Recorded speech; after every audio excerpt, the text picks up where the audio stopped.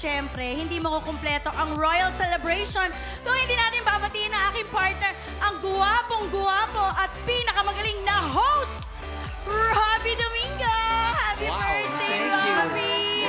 Thank you sa Idol Fam natin. Mas lalo magiging special ang kanyang working birthday celebration dahil nandito ang kanyang buong family at ang kanyang beautiful wife na si Mikey. Ay, True, ayan. Thank you for coming.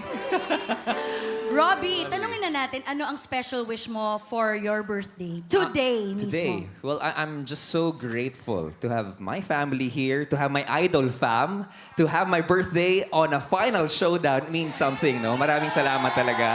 And sobra akong grateful kasi na-witness ko yung journey ng mga Kiddie Hopefuls natin, lalong-lalo na yung top 6. I'm sure their future is gonna be so bright. But my wish is sana maayos yung sistema natin sa Pilipinas para mas maging brighter yung future ng kabataang Pinoy at nating Pinoy.